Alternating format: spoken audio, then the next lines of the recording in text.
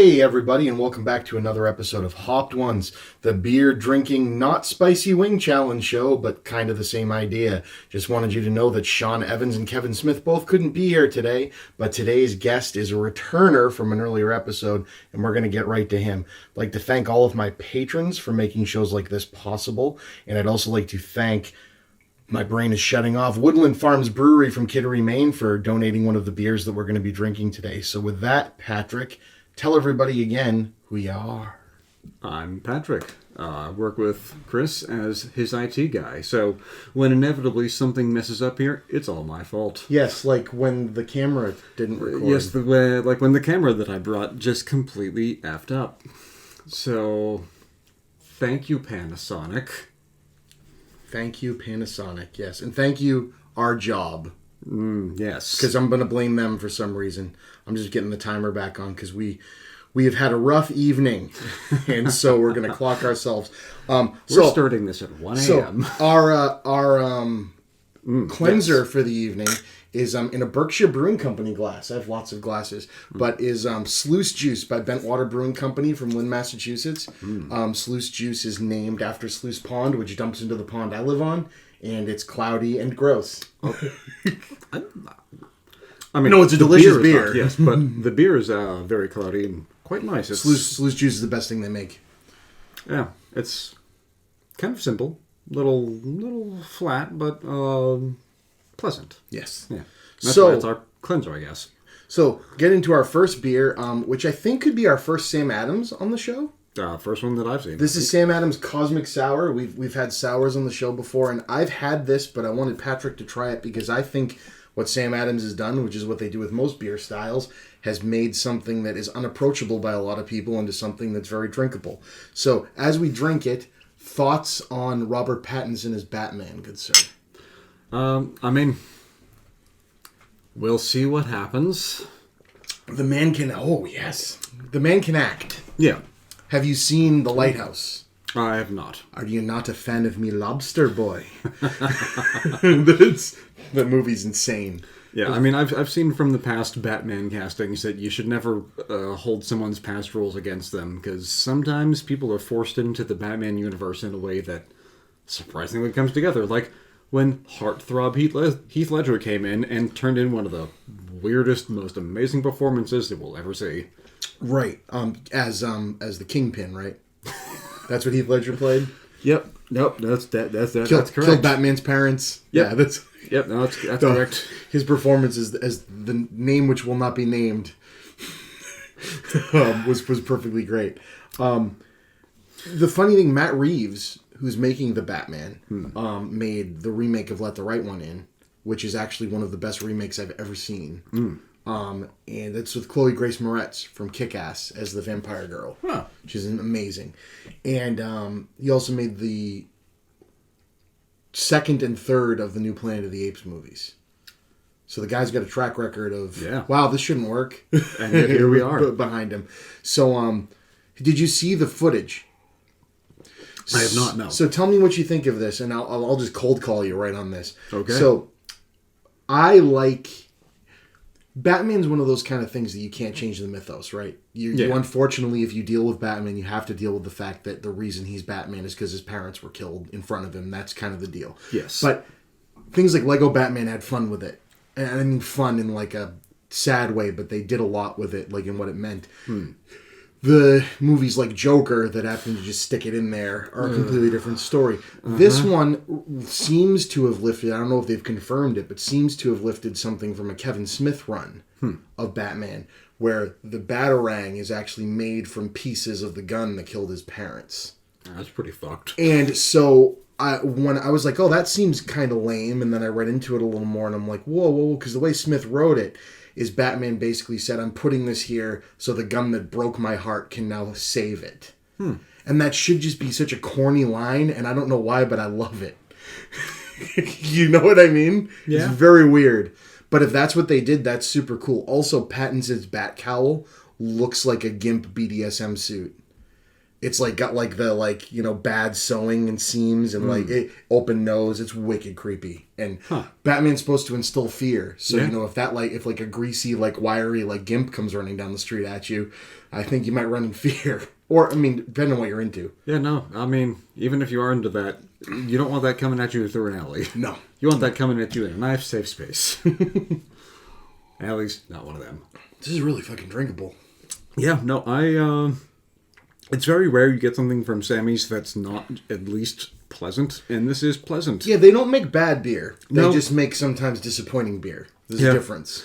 I mean, but they're the biggest micro distillery in the universe, so... And they always will be. Yep. And did you know that Jim Cook doesn't get hangovers because he drinks strains of yeast before he drinks? Okay. Yeah. Yep. Apparently some Irish guy told him that. Probably his name was probably Sully. Oh, that makes It was sense. probably at a Dropkick Murphys show. Yep. No, that sounds about right. The fucking Murphys guy. So yeah, Pattinson. I'm actually excited. That was the Affleck was supposed to be. Yeah. But that whole series was canceled. Yes, thank God. Not his fault. But No, thank not God. his fault. Aha, we did it. So, dismiss. So now, your turn, sir. And you can talk about the next beer, because you brought it. Look at how that worked. Yeah. Yeah, this is what the heck is this one? Cascade Brewing. One way or another. Barrel-aged triple ales with some type of berry and some type of lemon. And what's the alcohol percentage? It's a triple, so is it 9? It's only 7.9. Oh, still. Yeah, so it's going to give a little kick, but it's should be interesting. This was a good choice right after that one. This smells very wonderful. fruity, yeah. I can definitely smell the lemon. That is coming through pretty strong in the... So completely opposite end of the spectrum, where Sammy goes safe with their sour. This you have to like sours. Yeah. If you don't like sours, this would be terrible. I think it's great, but it's bitter. Oh, it's got notes. Ooh. It's like a nice little symphony going on. I'm thinking like a G into an F minor. No. Yeah, no, this gets some nice complex time going on. It's like a 9-3. Yeah. A drummer would hate playing this. The bassist would be even more angry. I thought we were in a ska band. This is supposed to be simple. So speaking of ska, what is with the resurgence of ska recently? It's my fault. Okay, I love you. I take full responsibility. Are you a ska fan? I mean, I enjoy it now more than I did in the 90s. Oh, I feel wholly responsible. So, hey, you brought up a topic. What is with the resurgence of ska? Did you hear about my interview with Taylor Morden, the director of Pick It Up Ska in the 90s? No, I did not. You need to see this film. Okay. It's really good. I'm actually, if I get to 100 viewers, 100 patrons, I'm giving a copy away digitally. Sweet. But I'll get into that. So he got Tim Armstrong from Rancid to be the narrator for it. And got like a really cool animator. He's actually the guy making the last Blockbuster movie. And so this is how I found out about him, was through that. But this ska movie, it's amazing. It covers everything from Jamaica all the way through to the third wave in the 90s, which is really cool. They interview everyone from all the bands, members of No Doubt, because No Doubt was a ska band, if you don't remember. Did you know that?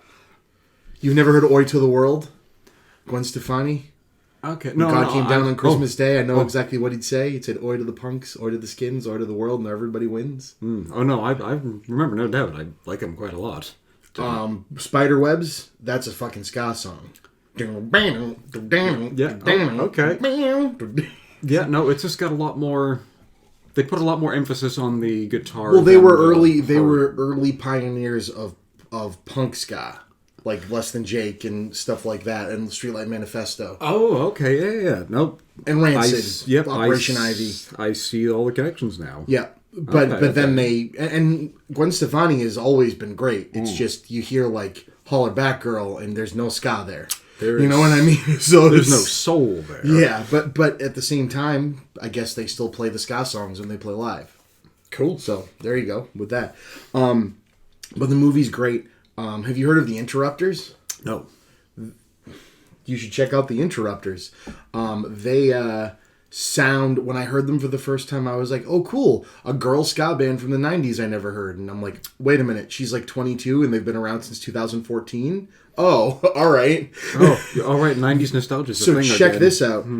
They're getting played on the radio. Do you remember that? What's that again? And they're opening for Green Day on their massive summer tour this year. So they're all set.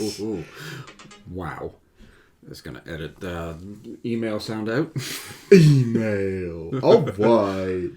But anyway, I love them. I just saw Streetlight Manifesto. Ah, nice. Do you know them? Of course. I dance like a crazy person. I mean, I assume you skanked all over the place. That's all I do. Yeah. That's my cardio. But no, Ska's got a thing going on, and I'd highly recommend checking out the movie. For Black Friday, they made 100 copies on VHS. And so I bought a VHS copy. I'd already owned the DVD, and that came with a digital copy, of course, so I'm going to give that away. Nice. Yeah, I mean, because who can actually play VHSs anymore? Me? Well, okay, who else? Who aside from you? Yeah, I'm the weird Blockbuster guy. You know me. Yeah, I assume you would be able to, of all people. Oh my god, yeah, so Ska's making a resurgence, and it makes me happy, because that was my geeky thing that I liked when I was younger. And now everyone's like, oh, hey, that's pretty cool. And you're like, oh, I have a world to show you. Well, a couple of interns that used to work for us came to the Streetlight show with me, and they're like, oh yeah, we go to live shows, we've been to like EDM and stuff, and I was like, oh, please come up the front with me. And the band started playing, and I went, I'll see you in 2 hours. And I just got sucked into the crowd, and they were like, what the hell just happened? They said it was the best show they've ever been to. Have you ever heard of skanking? They said it was the best show they'd ever been to. They also pre-gamed, so they were having fun. Nice. You don't do that at one of those shows. You'll puke it all out. Yeah. All right. So the next one. God, I saw Dropkick Murphys live a few years ago. Oh, Sarah. Show. Sarah. Great show. My wife. All of our friends. Hey, cool. This will be a topic for this one. We'll talk about the Dropkick Murphys. Yeah. I think we just might start talking about music for I don't have a problem with that. Yeah. You should listen to my Mark Gadosh music podcast I just did. For another time. It hasn't released yet. But it was a great one. I basically said, I heard an album on the radio, and I went, you know what? I think this is an underappreciated album, and it's better than what was on my playlist. Sorry, and I listened through it, and I said to him, because he had introduced me to a bunch of new music, I said, have you ever heard this album? And he goes, no. He goes, I heard like 2 songs off it. I go, hey, what if I come up with an album, you listen to it, you come up with an album, and I listen to it, and we both talk about them. And so he introduced me to a Biffy Clyro, who I had heard of before, but I had never heard anything off. They're a Scottish, kind of like Muse, Weezer, like a weird mix of 3 guys that can make a really big sound, kind of a thing. And I was really impressed. And I'd heard them before, but not heard the whole album. But it was great, and we did our best albums of the decade kind of thing. And so he's my music guy. But Dropkick Murphys, so I've seen them too many times. Surprise, surprise. I should just have a scally cap tattooed on my head, even though I'm not Irish, even though everyone thinks I am. But when you live in the area, you're at least a little Irish. Just by osmosis. Yeah, and we're gonna talk about this beer too. But we'll get to all of our friends were like, "You got to get up on stage." All the girls, when they do "Kiss Me, I'm Shit Face," they bring all the girls in the crowd on the stage, and it's what they do. And Sarah's like, "Well, I'm afraid of that," what I mean? And they were like, "We're gonna do it," and none of them went. So she goes, "Get me to the stage." So I put my arms around her and ran her through the crowd, and she got up on stage, and I got the pictures of her with the band. Oh, it was awesome. But yeah, so you've seen them. Oh yeah, they're fantastic. Aren't they put on a good show. I mean, they've been doing it for how long now, and they still know how to make 25, 30 years. Still know how to make a crowd go. Yeah. So this beer, while we keep talking about the Dropkick Murphys, is this weird nameless beer. So it's got a swivel, and it says Tool, but one of the O's is a fee or I'm bad with Greek right now, and so it might be Tool Brewery. Oh, wait a minute. Tool Beer DK. Okay. Donkey Kong? It's Belgian. Brewed and canned by 2OL Copenhagen, Denmark. Belgium, product of Belgium. Imported I'm going to call this. It's imported by a place in Belchertown. So there we go. Okay. Oh my god. So this was made with 1 ton of pineapples. Sour mashed ale brewed with pineapple. I have never heard of this brewery before. It smells incredible. Yeah, get the sour out of our mouth. Get the symphony sour. Yeah, no, this is one of the best beers like this I've ever had, the Cascade. But are you ready for weird? Yes. Or just delicious? Either way, it's good. I imagine it's going to be pineapple-y.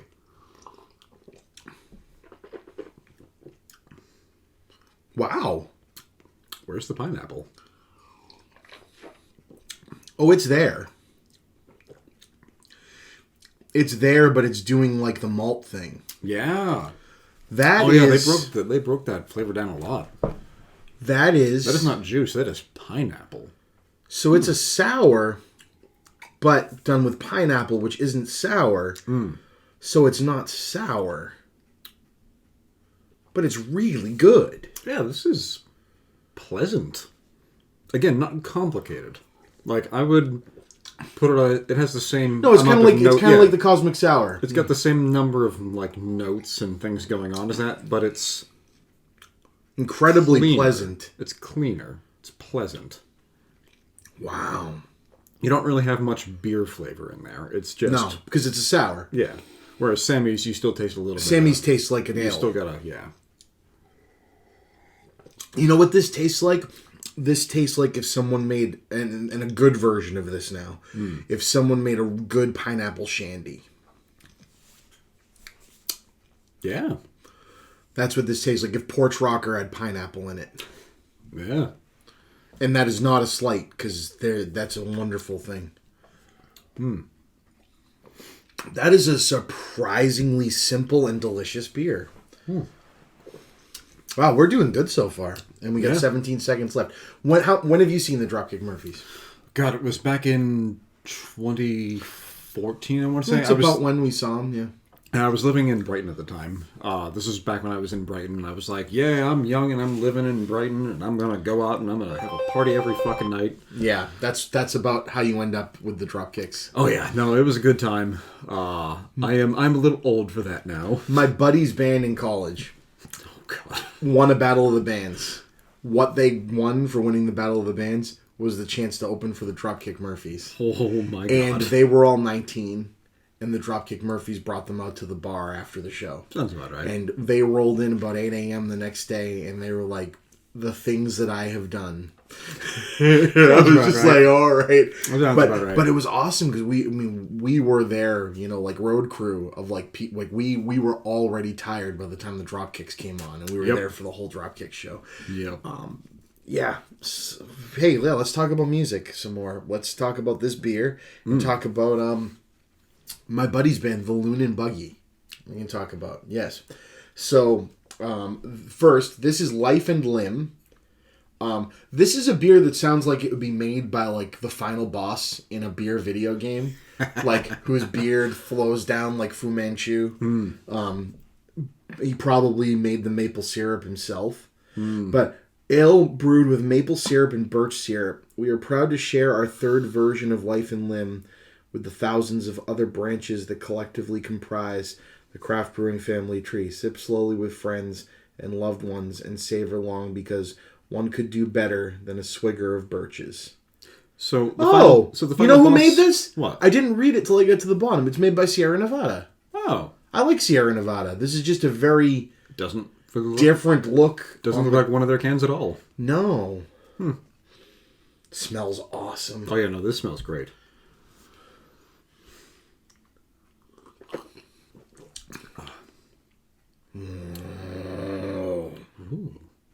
Ooh.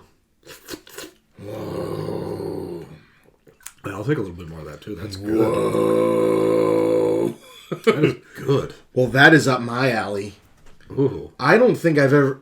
Now, mind you, Sierra Nevada is a great beer company. Yeah. I don't think I've ever tasted anything this complex out of them. No, They're usually very... This is a pale ale. Enjoy it. Here's really good hoppy flavor pale ale. Or this is a red ale. Or this is a summer ale. But this is like... I don't even know where I'd classify this. So in the same way I was classifying this as like a symphony of flavors, this is very similar. This is a symphony, but everything's played in drop D, like a Tool record. Yeah, no, yeah, exactly. Like everything is... The notes are all in the same... It's so malty and delicious. No, the notes are all in the same octave. Like, this is lots of notes in the same layer somehow. And you can very clearly taste all of them. And this is great. The Birch. Wow. Okay, so that's a winner. We're striking gold tonight. Damn, yeah. So the Loon and Buggy, really quick. My buddy Mike, Him and my buddy Jamie are extremely talented musicians. And they ended up with our friend Al and our friend Ben doing like kind of like a... I don't even know where I'd classify them, but they definitely fell into like that screamo category of the late 90s, early 2000s. I mean, who in a band didn't have that phase? But Mike's lyrics were incredibly like personal to our group of friends. So like we just go and we would do things like buy wedding dresses at the Salvation Army and show up to the show and mosh in the wedding dresses, or dress up in Halloween costumes, or dress like Santa. And I actually ended up singing for them for a while because Mike would he goes, you know all our songs and I can't do this anymore. Get up here, buddy. And so they opened for the Loon and Buggy, and they did a thing, Mike and Jamie, which we started referring to as guitar sex, where they would come up in the front of the stage and they were playing the bass and the guitar were playing the same progression, and they would switch string fingers and still keep doing the whole thing. They did that at the Battle of the Bands, and the judges all stood up. I was like, nope, this is over. Please, them. You all of the kids, get out of here. Yeah, but these guys they were fantastic, and Mike would probably watch this, even though there's less hoppy beers than he'd probably like Mike. But I need to get him on this show. He's actually the stepbrother of my second guest. Nice, Dan Williams. Oh yeah, Dan Williams. Yes. This is a good beer. I'm just trailing off. The Loon and Buggy, they were one of my favorite things, and they got to open for the Dropkicks, and that was college. We used to go downstairs. In the downstairs of our dorm was a concert venue / hangout spot / like late night sub shop. It was very weird. I don't imagine there was much sleeping in that dorm. No, it was great. Yeah. It was fantastic. And so, yeah. They used to serve alcohol there, but that was before my time. Yeah, we could have had some life and limb, watch some beardos play some music. Yeah, well, you eventually have to realize that, health and safety is going to show up and shut you down if you don't make at least a few changes. At least they kept the music. Yeah. Something about kids dying, probably. Kids and dying. Yeah. No. This is really fucking good beer. It is. I'm trying to think what the last live show I saw was. Well, that can be our next section. What is the last live show you saw? I think it was Coheed and Cambria. We can talk about Coheed and Cambria. Yeah. Actually, they're touring again this year, and I'm going to go see them twice. They're playing in Worcester in the outside with Thursday. Yes. So let me tell you about... I'm going to go see that show. We should go together. You'll meet my brother. It's going to be great. Hey, Sarah. I think so. She's asleep. Yeah. She loves Coheed. Yeah. That would be a cool show. Yeah, so, I'm going to go see them. My brother's going to go see them. So let's finish this and talk about Coheed. Yeah.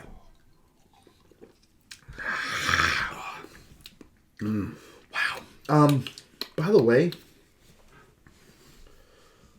that's why. The one we doubled up on sample size of is 10.2. Oops. That explains it. Tomorrow's going to be a fun day. So, Coheed and Cambria. Yes. Great band. Because you're only like 2 years younger than me, right? Yeah, I'm 32, certainly. 4 years younger than me. Yeah. Okay. Yeah, I'm only 36 till next week. 35 till next week. Yeah. Coheed and Cambria. When did you first learn of them? What was the first Coheed album you heard? Good Apollo on Burning Star. Okay, so... Star 4, yeah. So rock band. Yeah, no. Yeah.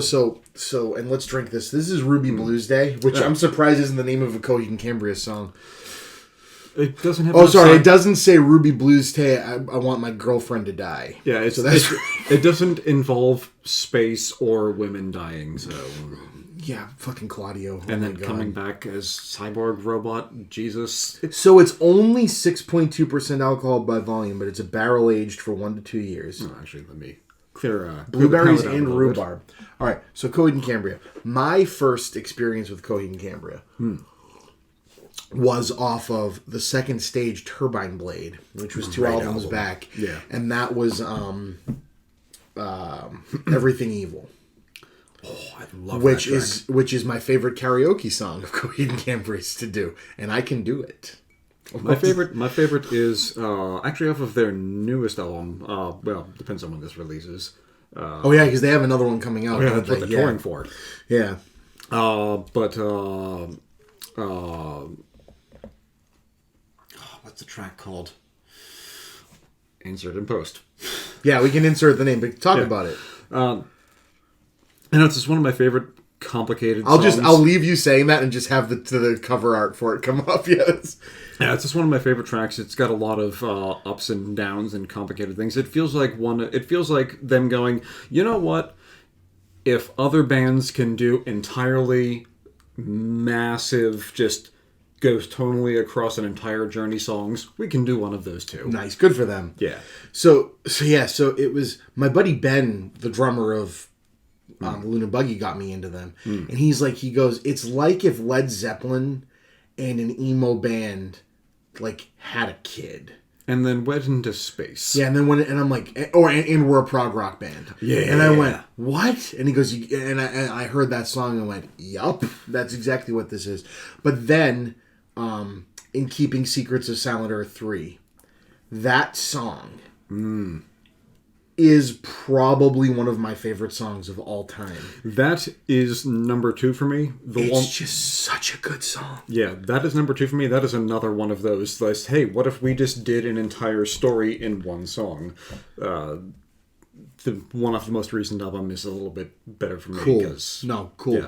Cool. That's, I gotta hear it. But it's same type and of And I idea. love how after, so Good Apollo 4, and then the one right after that, which was No World for Tomorrow. Which was just back to front punchy bangers, punchy poppy bangers the whole goddamn way through. Oh yeah, that is probably one of their most complete albums. Because that was when Paramount picked them up. Yeah. They were pick up for both of them.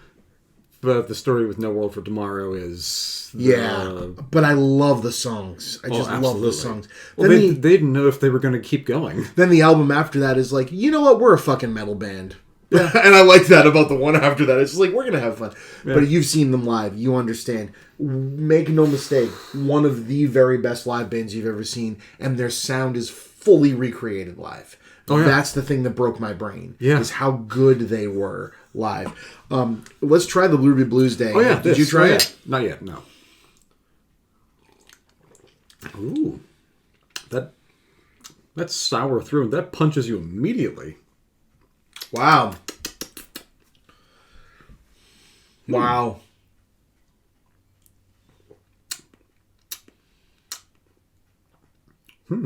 Jesus Christ, that's good. It's we probably should have put that, or I mean, not that it's a bad thing before it comes in. That would have been great right after the Cascade. It's almost as complicated as the Cascade, but it mutes right before it. Yeah, this has... The Rhubarb does a really nice job of kind of going like... Yeah. Coheed. Yes. So that show, so let me tell you about a show.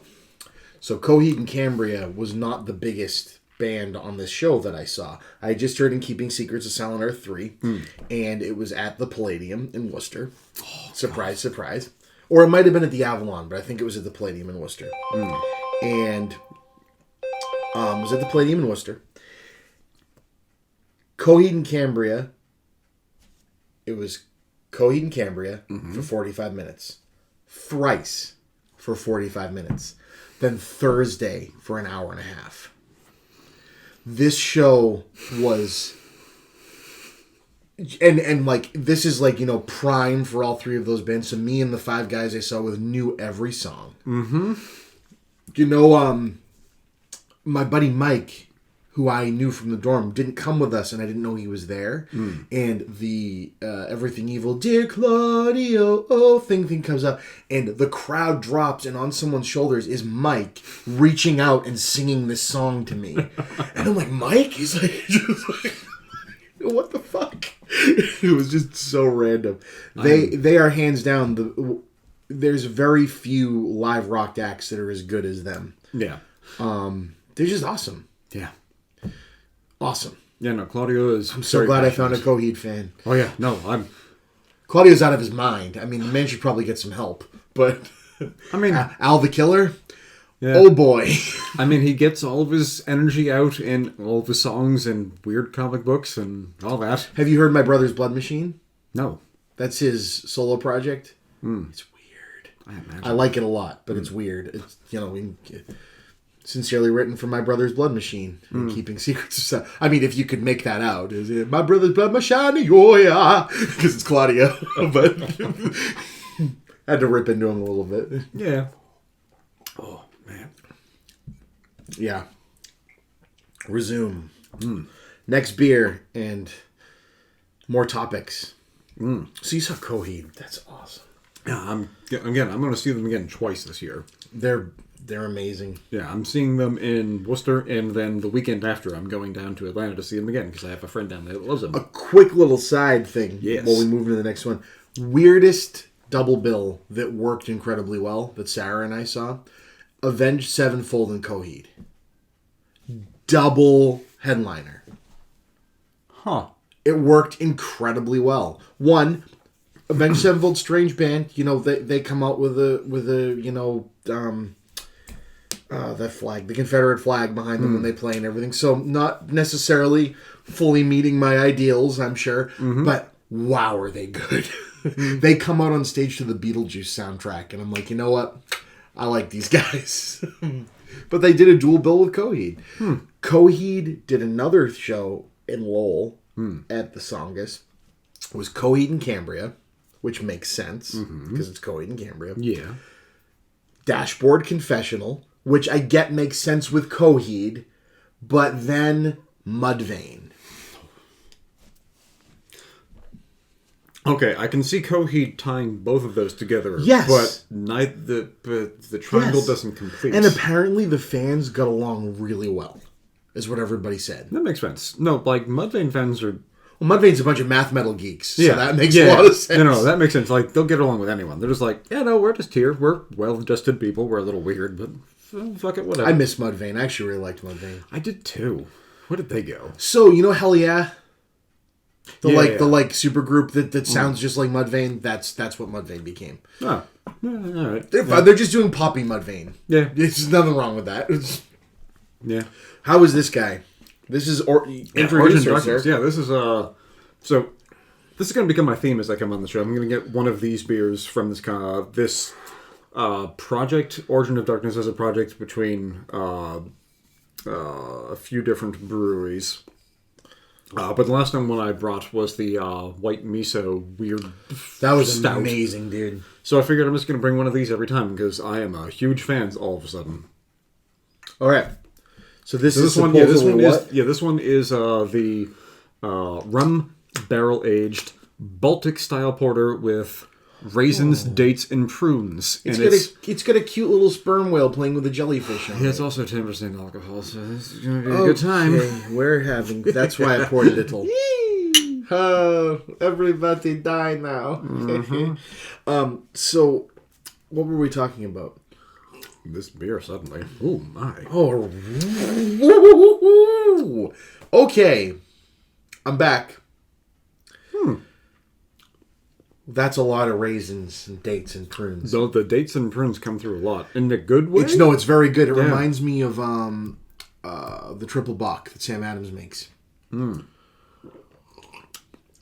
I could not drink a ton of that right now. Not that it's bad. It's really good. But I'm terrified of what it would do to my system. Wow, keep bringing these. Oh, yeah, no, I'm going to. Oh, boy. All right. So we were Coheed. Yeah. I was talking about Coheed. We did the Coheed thing. Yeah, we moved on from Coheed. No, I know. I'm trying to think of who to talk about next. So what's the first show you ever saw? Ooh, first show was Kiss, actually. Yeah. Yeah, it was on one of their farewell tours. Oh, so 15, 20 years ago? Yeah. I was way too young to go, but my parents were big fans. So they're like, you're going to come along. And I'm just like, all right, there's a bunch of fucking 50-year-olds smoking weed. Cool. I'm like 5 years old, and what is this? This song's called Love Gun. The gun's his cock. Yeah. I love that movie so much.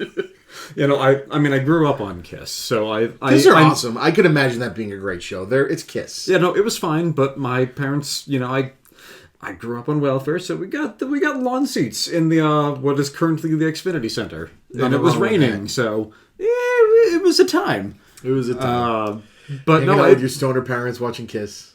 Yeah, well, my parents didn't smoke. Well, my dad probably would have, but yeah. The people on the lawn seats Oh yeah, no, are always stoners. Oh yeah, no. If I were to go to that show again today, I would enjoy it a lot more because I would, understand everything going on. Kiss would be an awesome show. I've always wanted. I got to see Iron Maiden this year, Nice. or 2019. They were, they're all like in their 60s, and right. they are more active than any band I've ever seen. My seats were. Do you see where you are? Mm-hmm. That's where Bruce Dickinson was. Dennis goes, so I got us pretty good seats. And I'm like, seats? He goes, okay, I lied. I didn't get us pretty good seats. We're in the pit. And I go, are you serious? And he goes, yeah. He goes, and by the way, he said, we're here early, so you stand right there. And we were right against the wall. Oh, and he goes, boy. He goes, you've never seen Iron Maiden before, huh? And I was like, no. And he goes, get ready. This show starts, and an inflatable World War II British fighter jet shoots up from the back of the stage and flies out over the crowd while they do their opening song. Bruce Dickinson came out at one point with dual-wielding flamethrowers, and he looked like a kid in a fucking candy store, jumping around on the stage. That's what they do, a song about Icarus, and they have a giant, melting Icarus on stage. It's just... like I say, Coheed and Cambria is one of the best live shows I've ever seen because they are just... You don't expect a band from the current generation of bands to be that musically talented live, especially doing the kind of music they're doing. Yeah. Iron Maiden, there's an expectation, and they look at that expectation and they go, no, we're better than that. Yeah, come on. You just kind of go, wait a minute, what? Yeah, your shit's too low. Like, put your expectations higher, guys. Come on. And completely self-owned for 20 years now. Which is crazy to think about. Yeah, that doesn't happen. No. Yeah. And like what my cousin-in-law was saying is you'll never read about them on charts even though their shit's topping the charts because they don't make a big company any money. Yep. So why would they show up on the charts? Yeah. It's really weird how that works. Yeah. You'd think people would want to tell that success story, but apparently American Idol doesn't make Iron Maiden. Corporations are people, remember? You have to talk nice about them. Remember, wait a minute, there's no corporation promote. Oh, Patreon's probably a corporation. Fuck. No, it's just some guy, some beardo. No, I think it's... Yeah, Anyway. I actually don't know what their structure is. What, the Muppets, when they kidnap Jack Black? We can't kidnap Jack Black. He goes, he's a person. No. We had a vote and we decided that celebrities are not a people. Wow. I enjoyed that. Iron Maiden. Yeah, so my first show. We can talk about my first show. You'll like this. Yeah, Let me yeah. finish. I love you, but this is you're good. mean. You're angry. The most obnoxious thing about this is that it's mean, but it's nice to you. It's like that. Oh, it's delicious. It's like it's smiling at you while it's shoving the knife into your soul. It's just... There's not a piece of a taste receptor in my mouth that doesn't taste that. And so they're all kind of like, Chris, water, something different. There's too much darkness. I know, like this very sad sperm whale. All we know is darkness. But we picked a good cleanser. Oh, yeah, no, because this that just is- knocked it right off. yeah. So let me explain to you my first show. Yes, please. So I had seen local shows. My local shows were Dow Jones and the Industrials. You've probably never heard of them. Not They at all. were a Lynn-based ska band that sounded a lot like Big D and the Kids Table. Would be a good way to describe. I saw them open for Big D and the Kids Table at a place right down on Boston Street over there where it closed down because people kept getting stabbed. Yeah, that sounds about right. Moving on. Yeah. Lynn, yeah. Dow Jones and the Industrials were a fantastic band. In fact, the lead singer of Dow Jones and the Industrials ended up making a big break with his solo album. He got a song on the Digimon movie soundtrack. And that was like his big break. Which track? I don't remember. His name is John Frederick. It's the John up Frederick Band. It's a look good. that up It's a good song. Yeah. Look him up now. Love this guy, but John Frederick's bent after that. I mean, a lot of ska bands happened because they were youth group church kids that played instruments. He's like a professor of theology or something somewhere. Good on him. Not my thing, but I love Dow Jones and I think he's a great guy. So, Yeah. but that's what happens if you look him up. But Dow Jones that was what introduced me to ska. And so I go to Warped Tour. Let me explain. Let me explain Warped Tour. Okay. 15, 16-year-old Chris Chipman at Warped Tour 2000. Okay? Uh-huh. I'll get to the bands that people have heard of, but I guarantee you've probably heard of a lot of these bands. So let me explain Warped Tour 2000. 15, 16-year-old kid on his own going to a show in Boston. Here we go. Anti-Flag. Rancid, the Mighty Mighty Boss Tones, Less Than Jake.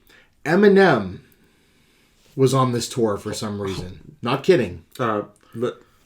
Okay. We will keep going. Yeah, I'm just going to put that one aside. We'll keep going. Yep. MXPX, Millencolin, Snapcase, Suicidal Tendencies, The Suicide Machines, Big D and the Kids Table, Sum 41. Okay. Yeah. I think I already said Rancid. Yes. Pennywise, H2O, Goldfinger. You've heard of a lot of these bands, I imagine. Yellow Card. It keeps going. Bad Religion. Green Day. You may have heard of them. Yeah, a little bit. Played this show. So Green Day was the headliner. And headliners at Warped Tour got 45 minutes. It's not like a headline, because you saw there were 65 bands on this show, and you probably got to see about 30 of them with the way that it were. Oh, Flogging Molly. Sorry, Flogging Molly. Love them. And when they came out, they did an encore of their set with the original lead singer of the Dropkick Murphys, and then the then new lead singer of the Dropkick Murphys. Nice. Because he had moved to the Street Dogs, the original guy, but they did like a 3-part harmony. Like it was awesome. Green Day. This is the reason why Suffolk Downs did not host shows after this. Green Day comes on. Now, Green Day had just released the first song off Warning, which is actually the album I did on that show with Mark Gaydosh, because I actually love that album and feel it's really underappreciated. But it was a very big change in sound back to kind of what they were doing back on like Kerplunk and everything. But so they were when I was a young boy. And so Nimrod had just come out, and that, had like Time of Your Life, Good Riddance, and all that stuff on it. And so Green Day was big, but then this Warning track came out, and like they were, on the Warped Tour. Yeah. So the Warped Tour is a great show, but they're not filling a stadium like Green Day is now. But Suffolk Downs, the way they put the stages everywhere, it was the best setup for Warped Tour ever, but they're playing the main stage. Green Day comes on, you turn around, and again, 15-year-old me probably remembers this differently, but you see those documentaries of how Woodstock looked, and I saw pictures from the sky of that. Suffolk Downs was people all booming out from Green Day playing live. Green Day played so long that when the Boss Tones came on, because they were supposed to, it's Boston, so they're going to headline after Green Day. Yeah. They actually got their sound cut, so they brought everyone up on stage and did their set a cappella, which I think is really cool. It was pretty awesome. But that Green Day show, start to finish, every song you'd ever want Green Day to play. And then they torched all their instruments at the end like they used to do. Yeah. Billy Joe got out into the crowd and was moshing. Yeah, back before I got to see them. They brought people up on... It's the only time I've ever seen them. They brought people up on stage to play instruments during the sets, which has become a staple of what they do. It was just wonderful.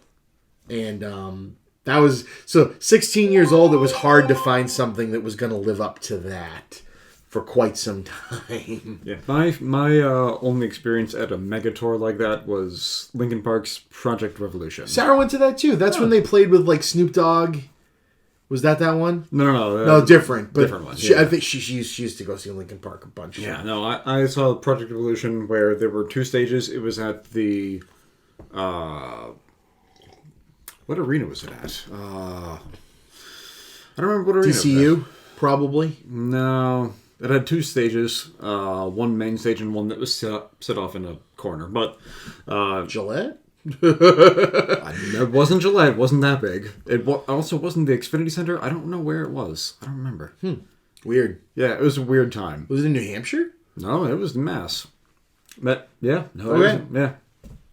But it was Linkin Park headlined the main stage, and mindless self-indulgence was the... Turn this record backwards. There's a message. Yeah. Kill yourself. You motherfucker now. Kill I love them. Oh, yeah. I've outgrown them a little bit. Oh, we all have. We all have. Ooh, listening to the lyrics at this age, It's like, pretty gross. It's but they were wonderful for a time. they were very much of their time. Yes. I have nothing wrong with them. Like Hatebreed. Yes, I have nothing wrong with them. It's just they were playing to the times heavily. So was Linkin Park. Yeah. In a different way. But in a different way, in a very angry way. Sarah saw a show, one of those Linkin Park projects, but it was one of the different years because I think she went to all of them. They went to at least two. They had at least two. Yeah. The bands were Less Than Jake and Linkin Park and Snoop Dogg and D12. I mean, y'all just want to get high sometimes, I guess. Then Less Than Jake played a tour opening for Bon Jovi, which I bet was a blast. But not two crowds I would think of mixing. Weird. Really weird. Fun story. Yeah. We have a beer while we talk. While we talk. Whoopie Pie Stout. This is our first stout of the evening, sir. Actually, I think this is our only stout of the evening. Yeah. Because we accidentally almost didn't have a stout, and we decided, let's try this one. This is the one that was angry and poppy and fizzy. This one was super angry. Wow. Not for lack of trying, it's delicious. Yeah. Huh. Wow. Anyway. So, funny. Speaking of people in bands and openings and all that. Coldplay opened for my stepfather's band at one point. It was before they really got there. It was like literally right before their big break. That's really cool. Yeah. I'm pretty sure I saw Coldplay at a very strange show in Worcester. No, They did a lot. in Northampton. They did a lot of weird shows before So they hit this big. very strange show in Northampton had, why am I going to forget the name of this band? I'll get to them. They have a huge, really jacked black lead singer, and they like metal. Late 90s, early 2000s, really good. And I'm going to forget the friggin' name, and I feel terrible. The song Home. I'm home! Leave it to me! Leave it to me! What the fuck was this band? Insert name here. I know, I guess. Even though I can't remember this is terrible. I mean, I have a phone. I could just look them up. But anyway, they were one of the headliners of this show. A band called Mushroom Head, which was like a Mudvayne Slipknot offshoot. Oh, I think kind I of know thing. them, actually. Yep, we're very good. And Goldfinger and Incubus and Coldplay. I mean, I guess they probably took any show they could. It was a strange festival show that like wasn't really a festival. It was really weird. It was kind of like half-assed put together. It was weird. I'm not really sure why we were there. I mean, I feel like a lot of these festival shows are half-assed put together, if I'm being honest. Like, they'll just get like, all right, so we're playing this city and this date. Who can show up? Other than the headliners. You're all showing up. But who else is showing up?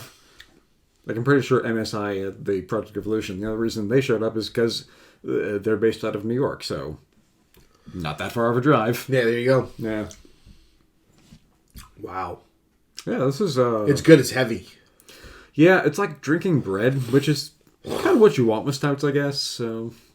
Yeah, we had 2 whiz bangs right in the. Don't worry, I think we're gonna end off kind of light. Yeah, the last 3 are weird. We're ending weird. This one's very refreshing. That's good. Yeah. Let's pound this and move on. Because I'm getting tired, even though this is a blast. All right. So we've talked a lot about bands, but we haven't talked about venues that much. That's a good idea. Yeah. Sorry. All right, venues. Yeah. So, venues aren't around anymore. What was your favorite one that you can think of that you went to that just isn't there? I don't think Well, I have we any. drink Kyrie. Yeah, I don't think I have any. Kyrie is rice ale with cold pressed cucumber juice fermented with sake yeast. It is made by Black Hog Brewing. and it's from the Berkshires. Drink to the hog. There's the Middle East is still around, right? The Middle East downstairs? Yes. Yeah, the Middle East is a great venue. the neighborhood around it isn't around anymore. No, like TT and the Bears. Yeah.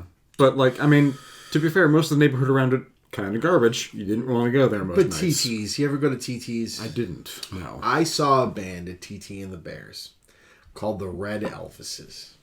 Have you ever heard of the Red Elvises? I have not. Well, cheers. Let's drink this. It's in my office. I need to give you the film that the Red Elvises were in so you can understand. This is just a delicious... It's like a Pilsner. It's weird. Ooh. Right? It's just delicious. If cucumber water were a beer, Yeah. is basically it, right? Huh. I really like it. This is the epitome of why I do this show, is a beer Yeah. like that. It's good, right? Yeah. Tasty. No notes, just... Just Pilsner. Yeah. Pretty mellow. Very. Good after that. Yeah, no, it's definitely Assault. it's clearing this out quite well. Which is a delicious beer. But okay, so the Red Elvises. They are a maybe, and this is kind of like we're flogging Molly, like the singer's a guy from California. The joke is that they're a Siberian, like communist Russian surf band. That is too many adjectives. That's the joke. Okay. They were in a film called Six String Samurai. The story of Six String Samurai. What if Buddy Holly did not die in a plane crash? This is how they started this film. And the Cold War ended up sending the world into Mad Max-style nuclear holocaust. Vegas has now become the Emerald City, Okay. run by Elvis. And a bunch of musicians are samurai and making their way across the country trying to make it to Elvis and win his good graces. So Buddy Holly is your main character. And he's making his way across trying to cheat death and make his way to Elvis. He's being chased by the villainous Red Elvises, who are an actual band they hired in the movie, who chase him around and also did the soundtrack for the film. They do incredibly fun, silly, like 50s style, like beach movie music. Complete with timed movements. They have a song called Sex in Paradise that the singer gets up and goes, all right, now you remember when you in kindergarten and you do this song and I say, stupid bluebird fly and you do the bird. If you do not make the movements, the song is just garbage. So you have to do this along with me. And like these guys are hilarious and they don't break character. They show off their incredibly shiny leisure suits and shiny shoes and they're a fucking riot. And that was I saw them at TT and the Bears, a venue where the stage was about as big as my foyer right there and the place to stand was about as big as this room. And I loved it. They're right across the street from the Middle East. Sweet. I think it's... forget what it's called now, but the building's still there. They just turned it into something else. Yeah. What about you? See, what's your favorite venue in... I don't know. Favorite small venue to see a band? Small venue. Yeah. Oof. Current. Because my favorite was the Avalon, but that's long gone. It's now the House of Whites. Yeah. Define small. Small, like, Like capacity of like a few hundred? yeah, like House of Blues are smaller. Oh. Might still be the Middle East Underground. Yeah, well, Middle East is great. Yeah. Have you ever been to the Brighton Music Hall? No, It used to be Bill's Bar. No. So, the thing that's great about the Brighton Music Hall is it's small, but you walk in, bars to your right, merch tables and shit are tucked back to your left. Stage and band are over to the left here, and then they have a full like step back. So there's an enclosed green room for the bands and stuff behind the stage, but the venue goes backwards to where the bathrooms are and an area where you can just like chill with like couches and shit. So you can get out there and like be going nuts and having a good time, and then just wander over there, take a leak, and come back and just sit there for a minute. And still hear the music. Wow. And it's a really cool layout. I saw the World Inferno Friendship Society there. Have you ever heard of them? I've heard the name, but I've not actually heard of They are Cyrus incarnate in a band. That makes sense. He's just by their name. He's who turned me on to them. I saw them with him at the Brighton Music Hall. They are makes sense. phenomenal. They write concept albums about like actors like Peter Lorre and stuff like that. Like they're nutty. They refer to themselves as circus punk.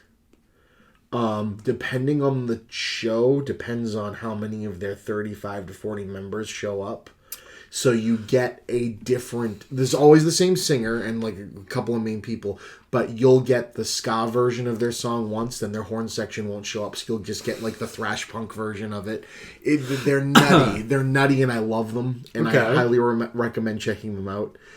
The singer pounds several bottles of red wine while they play and gets loopier as they go.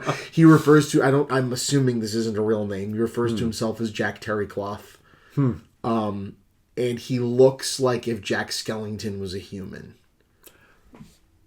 Okay. Like when it's just something, he's a skinny bald guy that wears really, really nice, tight-fitting suits. And everybody in the band dresses like they're from steerage on the Titanic. Is the best way to explain the World Inferno Friendship Society. I love them, and I highly recommend checking them out. Every year at Halloween, they have their big get-together show in Brooklyn called Hollow Mass. They usually stage a funeral. I've not been able to get Cyrus to admit whether or not there's someone actually in the casket that they crowd surf out to the stage or not. Cyrus tells me a lot about those shows. He does every year. He leaves for 3 or 4 days to go to those shows. They, as he says it, they're a band that you follow, not you don't listen to them. You experience them, and I fell in love. I'd see them anytime they came around. They would be a very strange but perfect fit for Coheed. It's like that strange kind of like, we're a high concept and weird. Like, enjoy this. In that way, that would go very well with Coheed. Yes, it really would. Yeah, where all the songs are, surprise, about a weird space opera involving Space Jesus. I mean, watch out for Space Jesus, right? Yeah. He's coming for you. Yeah. And he's got superpowers and is going to tear apart your autocracy.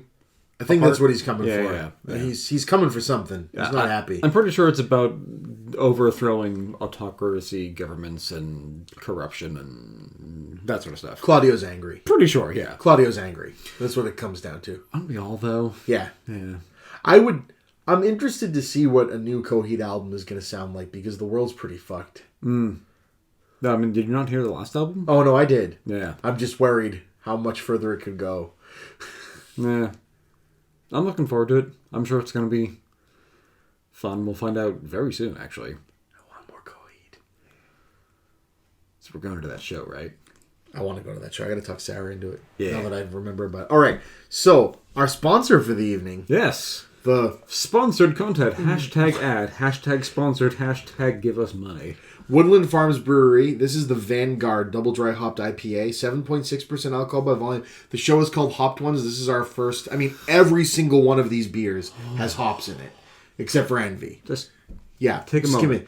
So Woodland Farms, just so you know, is in Kittery, Maine, where the Kittery Trading Post is. And they were nice enough when I told them that I did a show. This has a guy fighting a dragon. And I'll put it up, but you guys need to see the big art. Yeah, the big art will come up in this section. So obviously when I first had the concept of this show, the idea was it would all be super hop heavy beers, but that would be boring. Yeah, I mean, especially because there are so many different types of beers to choose from. There's porters, God, there's that stouts, smells like a lawnmower. It's great. I love it. We need to send this to Fred Neal. Ooh, this is his favorite kind of beer. Yeah. This smells like a fucking lawnmower. Yeah. Oh, he was not kidding. Well, I need some time alone with this to take notes. Damn you. All right. Well, Garth is left on his own. What are you looking at? So we have a winner. Yeah, no, I have enjoyed this, and I've liked all of them, but there's been some great ones. Yeah, these three I have enjoyed a lot so far. This one, remember you said the symphony? pretty. This is an IPA that is a symphony. Yeah, which is really hard to do. Oh, thank you, guy at Woodland Farms, whose name I sadly forget, but I'll be sending you this. Jesus. Oh. Oh, my. Wow. So I forgot what we were talking about. Music, yeah. World Inferno Friendships. So venues. So what is your favorite big venue? Red Rocks in Colorado. No question. Yeah, Red Rocks. No question. I've never been. Okay. So anytime let's look at their schedule. Like they post their entire schedule for the entire year because when you're 2 miles in the air, it's kind of hard to schedule things. Yes. So they post it all pretty much at the start of the year. If you ever see any group that you have any interest in, see him at Red Rocks. Fucking go there. Yeah, Red Rocks is. I've seen many a recording from Red Rocks. I've seen one band there, and what was it? Bastille. Oh, yeah. No, great band. Who else would... Oh, my God. Wow. Yeah, no. At Red Rocks? Yeah, no, great band. Like, just... Jesus. Okay. Ooh. So, since I haven't been to shows in too much outside of the Northeast, sorry, I will get to Red Rocks sometime. But let's compartmentalize it down to the New England area. Ooh. The problem is, I just saw Iron Maiden at the Xfinity Center. And I have a weird love-hate relationship with the Xfinity Center. And I told Dennis this. Dennis goes, Jesus. He goes, well, as we're trying to get in and leave, he said, why do people shit on this place so much? This was kind of awesome. Like seeing the show. And I go, yes, the Xfinity Center is actually a great venue to see a show. There's only one road there. The problem with the Xfinity Center is getting in and out. So for 10,000 people. So this was really cool about him, though. He goes, because I was expecting, okay, he's seen Iron Maiden, I think 40 times. They're his favorite band. This was the third time he saw them on this tour. This is like Dennis's. 2 of the times were in Europe, and he has children. I don't know how he does this. But whatever. This is Dennis's thing. Anyway, he goes, all right. He goes, I've heard this place is really shitty. Now you've told me getting out of here is really shitty. He goes, here's the deal. These are the 3 songs they're going to play next. He said, we can listen to one of them on the way out. He says, but did you enjoy the show? I said, yeah, I enjoyed the show. He goes, you don't need to see the encore. He says, they're going to do, like Run to the Hills and yada yada. He goes, it's songs you've heard. He goes, they're great. He said, but you can see a recording of them. They play these songs live the same way every time they play them. He said, let's get it. We ran to the car, got out in 5 minutes. Ooh. Yeah. So I was really, really impressed. He goes, it would have been real bad. Yeah. Last time I went to the... I almost don't want to go because of that. Yeah. I actually enjoy going to see shows at the Garden now because you can just take the fucking train in. Yeah, no, you just go to Aloy if you park there or any other place. You just park. You just take the tea in and then you're good. You just go out to the train. Those of you that don't know, Boston in its brilliance has fucked up a lot of things with infrastructure. Making the train end at the Garden was a brilliant idea. Yeah. Yeah, like, the basement is where the station is. It's perfect. Granted, it's stupid expensive, but it's easy to get to. It's easy to get to your seats. It's a very well laid out, very intelligently designed venue. Yeah, and for people who don't feel like actually, taking the tea in, there's several parking garages that are great. Right across the street. That are great. Right there. And they're not...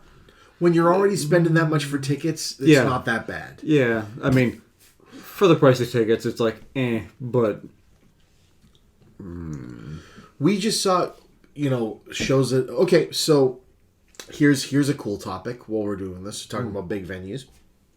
What is a show that you've seen, whether you were dragged there by somebody or got it as a gift and, or whatever, that you did not expect, or like a band that played with another band, you're like, I'll see them, that impressed you the most?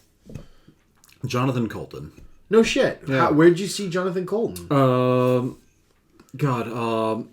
of the venues next to BU. Aganis. No. One of the venues. Yeah. Okay. It's like a bar that does. I know what you're talking about. Yeah. Paradise. That's Paradise. Yeah, it was a Paradise. Yeah, that was a few years ago. I figured it would be fine, but no, it was really chill, really good music, just good times. Mine was... Actually, I have two, and I've seen them both with Sarah. Well, actually, three. So, my taste in music is very varied, but I will say that if you get a chance, there's people that are, like, just really good that I didn't expect. One of them, Reba McEntire. My wife's favorite band, favorite singer. Just class act, start to finish. Just good live country rock show. Fine. Pink. Pink is the best live show I've ever seen. I can imagine. She seems like she's got some energy. And that's crazy because I talked about how much I liked Iron Maiden. Here's the difference. Iron Maiden are not doing a freaking high wire act over the goddamn crowd while still singing. Okay. Pink stopped in front of us and did one-armed push-ups on the freaking rail in front of our seats while still singing. I mean, some people just I some was people just got it. more blown away. And in the middle of that show, with all that spectacle, just did a great punk rock show in the middle. She covered a couple Ramones songs. She covered a freaking Nirvana song. Like, she just went in the middle, then stopped her show in the center and walked out into the crowd and just started signing autographs for 15 minutes. Cool. Class act. Yeah. You know what I mean? I don't think there's anyone else where I would be like, oh, they covered a Nirvana song? Oh, fuck that. And I'd be like, rocked it. her, I'm like, yeah. And that's the other thing, Yeah. right? Doing Yeah. this, usually you get like a person like her comes out and it's just her on the stage, but it's a full fucking band. And I'm not talking like full symphony orchestra band, no, band with like ripped jeans. And, they were rocking it. It was really cool. Another one, and this was the most surprising, Celine Dion. I expected to be bored out of my fucking skull. This woman had so much spunk and sass and badass, like I expected it to be kind of like Snooty. No, she was dirty. She you know what I mean? It was awesome. It was just super laid back. She was silly and cute and fun, and I didn't expect that because she's like, what, 60? You know what I mean? I expected it to kind of be more, 55, 60 years old. Yeah, not kidding. But wow, I feel so much worse about my life. No, she came out and just fucking rocked it, and covered a few like unexpected songs at the end. Like I'm gonna forget what they are now, but they were not anything you'd ever expect Celine Dion. Oh, she did a medley of Prince and David Bowie songs.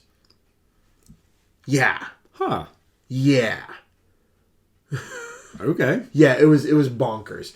And Idina Menzel is the other person who, with like the Let It Go thing, in the middle of that song, will just Give It Away by the Red Hot Chili Peppers in. just to fuck with people.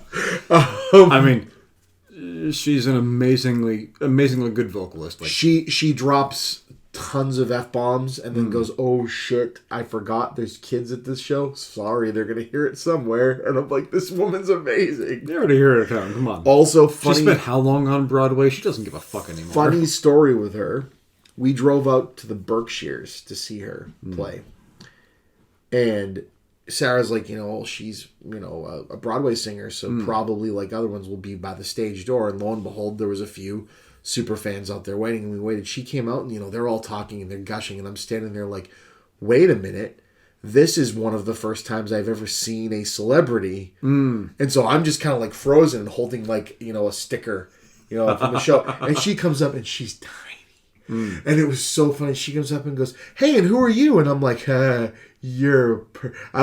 was speech. And so one of the girls there didn't have a program from the show. So I got it signed and gave it to her, and I felt like a really cool guy. But she was super sweet, super nice, and just really fucking funny. And God, we saw If Then on Broadway like 4 times, and Sarah got to meet her every time. So I'm a good husband. But If Then, great musical.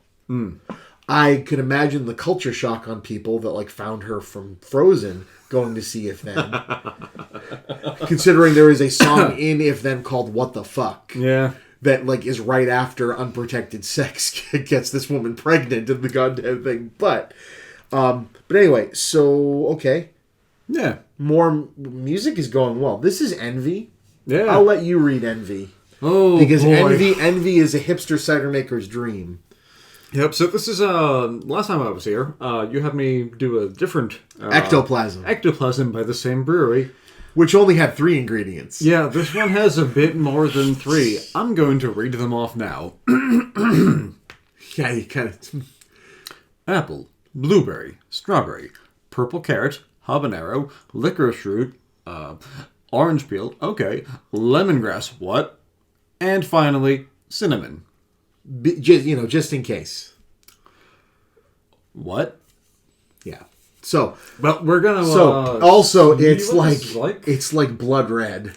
Yeah, I'm. You've already had this. Oh, so many times. Smell it. It's angry, Pat. It's angry. Well, I didn't have anything important to do tomorrow. No, this is delicious. It's just angry. Uh-huh. Ooh. Yep. Uh-huh.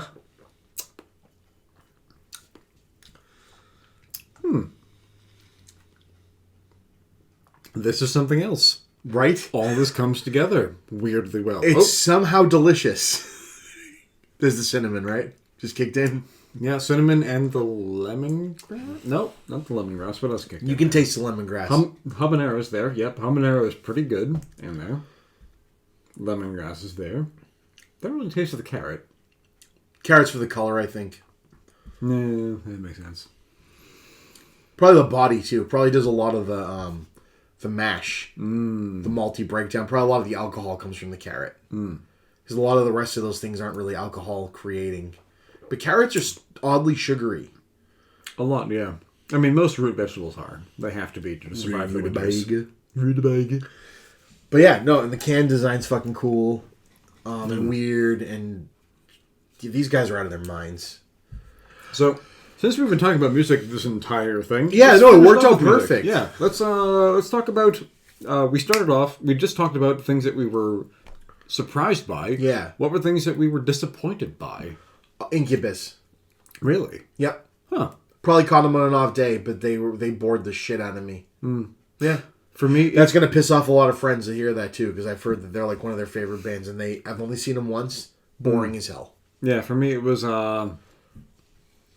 I've almost forgotten the band now. They did Sail. Oh, that's a bummer. Yeah. Oh, I know the name. Give me. Yeah. I just talked about them the other day with somebody. They Yeah. are called Awolnation. Yeah, Awolnation. They were so bad. I shredded the CD copy I had and deleted every single digital copy I had of all of their music. Wow. I was so disappointed in what they did. That's a bummer because I talked with my friend Mark the other day, and he was saying that was one of his better live shows that he's seen was them. And that's why he bought the CD. To be fair, the venue I saw them in was not very good. But it's interesting. So Awolnation I have a funny history with. So I went and saw Weezer. There's not much more that can be said about Weezer other than the fact that they just put on a hell of a fucking show. They act like they're Kiss.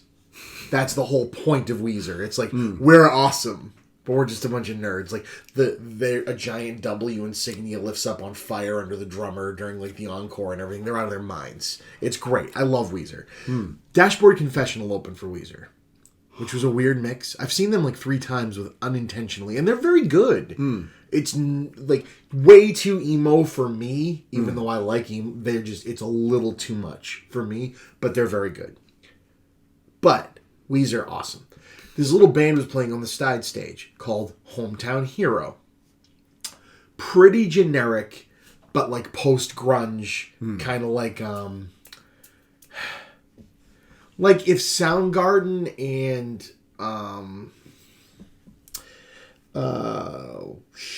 what's that? The band with the lead singer died recently. You're gonna have to narrow it down a little bit. Album's Purple. They did the song Creep, not Radiohead, but the other one. Interstate Love Song. It's Soul Asylum and not Soul Asylum, Soundgarden and insert name here. But they did a Wicked Garden. I don't know, actually. Sex type thing. Wow, I'm gonna fuck this up. Anyway, insert name here, but you'll know who they are when I come up with it after this. Anyway, if you took those two sounds and kind of made them poppier. Okay. So like that, like grunge, but poppier. But they were fine. Like, and the lead singer had a very distinctive voice, and like they were good, and I liked the band, and so they were selling the CD for like $5, and they all came out and signed it. And so I have this signed copy of the CD. I still own it. I hear Awolnation's song "Sail," and the "Sail," and I go, "That's the guy from fucking Hometown Hero." And I look it up, and I'm like, "No shit, half of Awolnation is Hometown Hero." That's like the band they became. And I'm like, all right, that's interesting. Yeah. It's a bummer that they sucked. Well, you know, they clearly, whatever sound guy they hired, just went like, cool, so like, I saw Spinal Tap and like 11 sounds good. Oh no, yeah, that's not good. And clearly the lead singer was like, so cocaine's a hell of a drug, huh? I'm just gonna... And the arena I saw them in was terrible. Like so, I had earplugs in, and my ears were still ringing during the show. Why can't I like think so many people just left before any of the headliners Stone came up. Temple Pilots. STP. Okay. That's the band I was thinking of. Anyway. Yeah. Didn't know this lead singer died. He did. He died like a year before Linkin Park guy. Yeah. Yeah, same cause of death, I think. Yeah. Fucking Chester. That hit me hard. Yeah. And I had kind of gotten cold on them and still was like, Jesus. I mean, they helped me a lot through high school. I had gone through a lot of stuff. Uh-huh. Yeah. And that they seem like really good dudes. That's the other thing. Mike Shinoda has gone on to have he made an entire album of dealing with the grief of his best friend committing suicide. It's wonderful. It is good. And you know what? It made me... I had the first time I saw it, heard it, I had to sit down and just go, yep, this is what grief is like in music form. Yeah. Yep. Yeah, that's a band that I've spent a lot of time in my life, even when they've gone in directions I didn't like or gone too poppy. I've always been like, no, so I had Sirius. I still do. But when maybe it was their most recent album. It might have been 2 albums ago. Give me the last couple Linkin Park album names. Hour Before Midnight. That was the one that came out. Which one was weird? And weird in like an awesome way. Like that got like really like hardcore. And did some weird, had like strange like horror movie like clips and stuff shoved in it. And you're thinking of the most recent one. I loved it. They played it on Sirius and had Mike Shinoda on, talking about every song, and I'm like, that was where one did this come from? That was the one where one of the tracks was on the Transformers. Yes. Yeah. That's a good fucking album. Yeah. And I think maybe their last 3 or 4 releases I was just completely blown away by. And so it's such a bummer. I hate that. Well, I mean, suicides and depression are terrible things. Robin Williams, Chester Benningfield, those two just, they were a few years apart, but that was too much. Because they just seem like people, you get people that are fucking naysayers. I mean, think about this one. Mental health is real, guys. And again, this is a weird aside just from losing someone is a hard thing. I am, and we've talked about this on our first podcast, completely deplored, hate everything about the current administration in our country. I think the people that follow that guy need to give a fucking sanity check. But real people are real people, and real people hurt. Ryan Newman almost died at NASCAR this past weekend at the Daytona. I don't know if you heard about this. I have not. He crashed in the exact same way as Dale Earnhardt. It was scary. people on the internet decided that since it's NASCAR, and obviously he must be a fucking Trump supporter. Now, Trump did do the gentlemen start your engines at NASCAR at Daytona, first president to ever do it, kind of obnoxious and all that. Yeah, but who cares about what that fucking this guy jackass is in does? the hospital and no one knows if he's okay. And people that I actually strongly share, beliefs in are shitting on this because it's just a bunch of fucking rednecks. And that broke my brain. I mean, I get it. We all, he trips and falls. We can laugh. A guy with, a freaking, like, at a gun rally gets his head blown off accidentally. Okay, there's some poetic justice, but a guy with a wife and kids, yeah, I don't know. It doesn't. Okay, maybe he's a Trump supporter. That bothers me, but that doesn't mean he deserves to die. No one deserves to die. And I hate to go on there from there, but it's just like, Jesus. It just the Chester Bennington thing made me think of it. Yeah, like wow, I did not know that was Yeah, happening. it was really bad. Don't even watch it. Don't even watch I'm not it. going It's to. one of the most horrific crashes I've ever seen. And he was about to win. And he happens to be my sister-in-law's favorite driver. So that was really hard. Jesus, And to see people jumping on that and going, yeah, he fucking deserves bad karma if you're a Trumper. It's like, no, I'm sorry. I'm sorry. Nazis should get punched and Nazis should die. Not people that just vote a different way. Yeah. I'm sorry. I mean, people who are like, lol, fuck these people, when terrible things happen. Yes. I don't care who you are. Fuck you. You shouldn't have terrible things happen to you. Yeah, no one... We all people. I don't care whether you're left, right, up, down. Fuck you. If you're all like, lol, this person should die. Yeah, that one, it blew me. And it's a shame because it's like people that I have a lot of respect for were having a field day laughing about it. And it's just, wow. It's funny when the empathy gets on the other foot. Yeah, no, there are people who are far left. I hate that term. I hate that term so fucking much. So do I. That's not what this is about, though. This is about beer and happiness. Yes. Damn you, internet. You. I remember you, 4chan. Anyway, so we are drinking Envy. It's yes. delicious. But rest in peace, Chester Bennington. Rest in peace, a lot of people. People just keep fucking dying. You know who isn't dying, though? Betty fucking White. Oh my god. How old is she now? All I know is we need to keep the earth good so Betty White has a fun place to live when we die. Right. She's 97. God, her and fucking Sir Patrick Stewart, and what's his best friend? They have the greatest relationship ever. They are such good bros. It's amazing because the joke when I realized both of them were gay was, oh, all right. So that's the thing. It's like, no, not only are they both gay and not a thing in that way, they're best buddies. And it's so goddamn funny. I love it.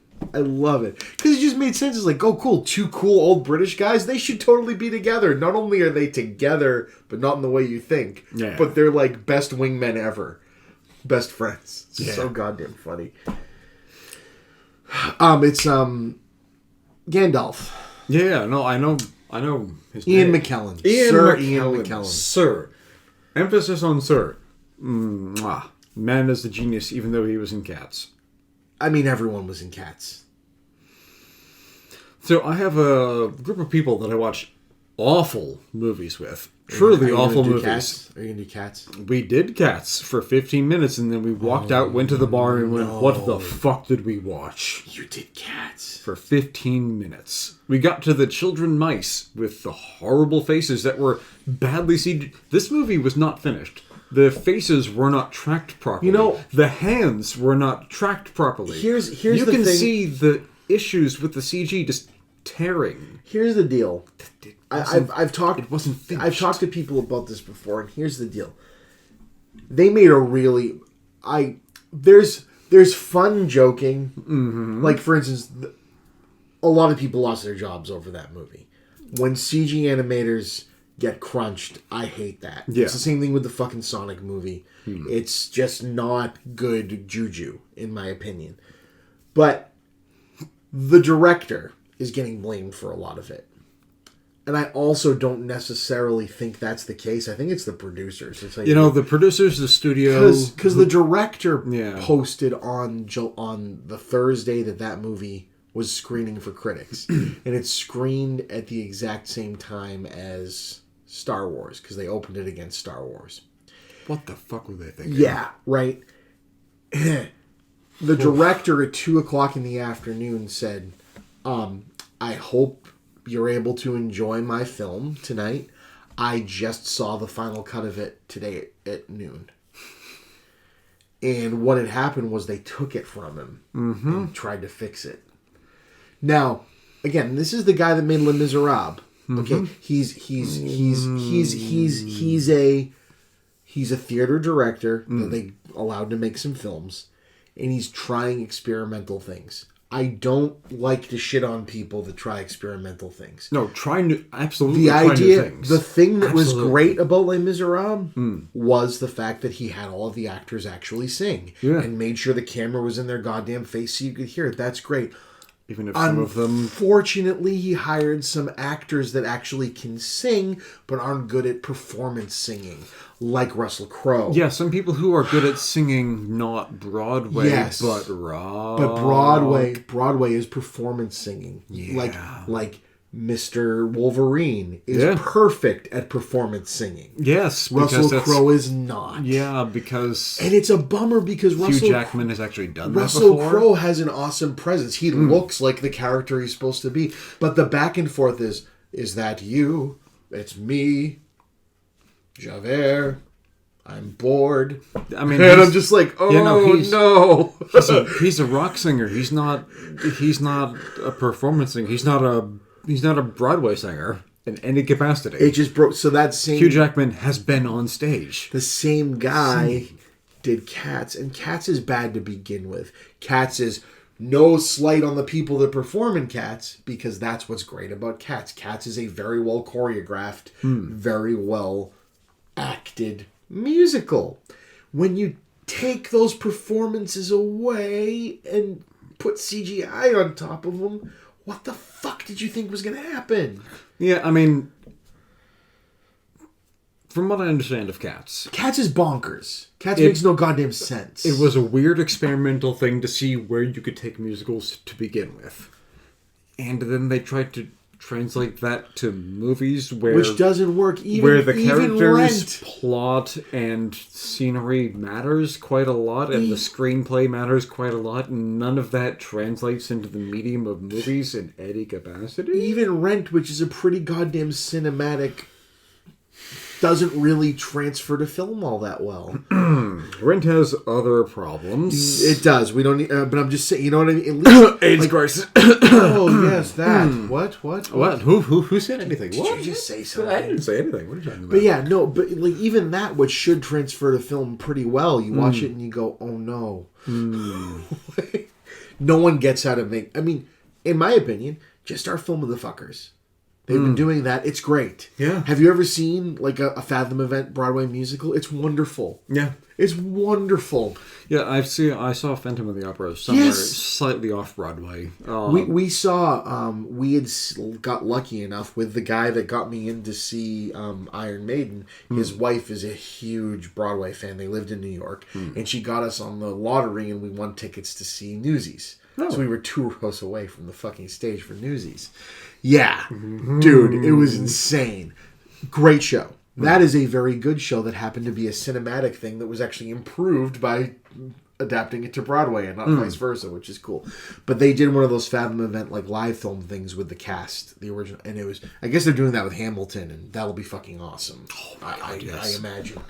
Oh, I can't wait to not have to wait 3 years to get tickets to that show. And again, they charge a lot for the Fathom Event tickets, but oh no, $25 for a movie ticket. Oh my God. Wow, that's like what we're going to be in, a year? So, yeah, it's fine. Yeah, I love the Fathom Event stuff. I love what they do. I think that is a very good advertisement. It's not going to supplement. Like, there's still something about seeing it live, sitting there in a theater and having the experiments. Yeah. But not everyone can have that. No.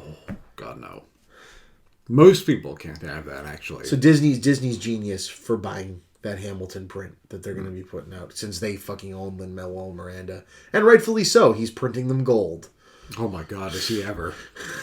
Oh, if only they put some of that money towards Puerto Rico. Yeah. He's working on that, it seems. He's doing his goddamn He's working on that, it seems. He's doing his fucking goddamnest. Australia, Puerto Rico. Climate change is something made up by something or other. It's fake. It's fake. It doesn't happen. It doesn't happen. It's Godzilla. Mm-hmm. It's a movie thing. Mm-hmm. Just like the moon landing. Yep. Climate change is Stanley Kubrick's fault. Mm-hmm. But anywho, sir or madam, I can never tell anymore. I mean, who cares? Some people care. Yes, some people, fucking Republicans care. Yeah, to those people who care, sure. Speaking of that, yes, we're on a podcast. We can talk to the internet. This isn't a podcast. We're a show. We're kind of off script right now. Who cares? No, but off script is fine. Yeah. So I've been thinking a lot about this. Brought up very Catholic, not by my parents, but by the schools they put me in, and it disgusted me when I pulled into the Catholic school that I used to go to, and the priest's car had some freaking pretty nasty pro-life shit on it. Now, beliefs are one thing. It's militant. Like, you believe whatever. You don't want to freaking abort your kids. Good on you. Yeah. I don't have a fucking problem with that. It was just a very militant, awful bumper sticker. I don't want to get into it. But other things. So, love. Who you love. There's a lot of people, like, I was thinking about this the other day. I'm married. I'm married to a woman. Yeah. I happen to have fallen in love with a woman. Yeah. I don't know. I can't freaking say if that was how my brain was wired or not. I mean, I'm a pretty open-minded guy. But I was thinking the other day when somebody said, transgendered people. Yeah. I have a couple of friends that are on Twitter, and they have a hard time finding. Guys get fucking freaked out by it. Girls get fucking freaked out by it, and they feel and it's like, I don't know. If my wife told me tomorrow she thought that she was really a dude, she's still my fucking wife. I don't know if that means whatever. I don't think it means anything. It just means I love who I love. Fuck it. Do you know what I mean? Is the way I look at it. But that doesn't make me feel like gross and scared like I think it makes some people feel. And I haven't been able to figure it out. Like a word to say. As we drink beer, this gets interesting, right? Yeah. But it's just, I mean, like, I feel so bad that that community, and I deal with this with an autistic child too, that community is so, like, I guess it's like the turf thing. Right? Oh my god! Which I don't even want to get into, but I guess it's like you. Oh no! Harry Potter to the it's ground. Perfectly fine to be gay or a lesbian, but if you're a gay or a lesbian, but also changed your gender, fuck you. Yeah. Oh my god! I can't do Trans that. exclusionary Deal radical with that. feminists. Fuck all of you. If someone believes that they were born a female in a dude's body, they should be able to be a fucking female, or if they want to be some word that I don't even know the meaning of, but it means something to them, they should be able to be it. Yeah, if you're born in one body and feel like you're neither As I gender, say with my rainbow fucking... Yeah. Yeah. If I had one, I'd put one on too. Who gives a fuck? I wish my buddy Paul was here. He'd be having a fucking blast. You need to meet Paul. Paul's a fun bastard. Paul would probably be passed out drunk at this point, though. Cheers to you, Paul. Fuck. Anyway, just a thought I was having, because I feel terrible. Like, I wouldn't want my kid to feel that way. I mean, I don't know. So, I don't know if I've ever told you this, but I'm pansexual. I don't care. I genuinely do not fucking care. Do you want that on this show? I don't care. Yeah, I don't. I'm just asking. Everyone who sees I didn't me, mean that like. No, I know. I meant that like. Yeah. Everyone who sees me assumes I'm straight. I'm not. I'm very queer. I don't fucking care. Cheers to that, dude. Yeah. So, hey, I guess until having that thought that I'm just with who I'm with, a fairly straight white dude, describe what pansexual means to me, because I've heard a lot of people say it, and flat out, I've never really clarified to. I've decided to look up the damn definition. So, pansexual Is whatever suits my fancy today. The difference between I don't mean that negatively no, either. I just mean So the difference between pansexual, bisexual, you are attracted to both gender stereotypes or two gender stereotypes of some kind or another. Like you have two types, and that's kind of your thing. Pansexuals, they are attracted to people, not types. Ding. Like, I don't care if you're male, female, non-binary, alien, if you're someone who is an adult and up for it, sure, hey, let's get drinks and see what happens. cheers to that, dude. Yeah, if I were with someone and they were like, I'm secretly a weird lizard cultist alien, sure, okay, whatever. Sweet, I'm into lizard cultist aliens today. Let's do this. Yeah, whatever. Now, it's not like I'm into different things on different days. Yeah, sure, you are. But, you don't really care all that much. Because it's hopped ones. Oh, we didn't even do our freaking head-to-head shit. We don't have to, I don't think. This was strangely a different format, and I like it. Yeah, no, we just kind of shot the shit the whole way through. Mostly I think that's music. awesome. From here on, we went through music because I started mentioning symphonies. Okay, so... Oh, Jesus. There's plenty of these left. That's okay. Cork 'em all. Cork 'em all. We should do that. Yeah. All right, so as last dab, let's Yes. just knock this fucker out. Hey, we did one. You know what? You have to drive. I'm fine. Okay. He said that live on air. Yeah. I'm not liable. I mean, also my blood alcohol content, I think is like 0.06 right now. I'm still quite good. The ending of this is going to be interesting. Cheers to you. As they say, and as we say on this show, guest who's hoppy as well as the beers and the ciders. This camera, the one I installed in your eyeball, the one I installed in my eyeballs, that one up on the wall over there. Tell the internet something before we end this. Love each other. Love yourselves. Practice self-care. Mental health is real. Climate change is not a lie. The Earth is not flat. The Earth is not flat. The Earth is and very vaccines not flat. do not cause autism. Very much no. And Donald Trump is a narcissistic piece of shit. That too. I love that. Yeah. Smell that. Stop being an asswipe now! Anyway, this has been Hopped Ones. This has been Patrick. Again, this has been Chris. We actually did a really good job on time, strangely, even though we talked for like 10 minutes on that last beer. Yeah. And this has been Sarah Chipman, who unfortunately wasn't feeling up to it, or we were going to do 3 people on these today. We will talk to you guys on the fuckity flip side. Yeah. Language.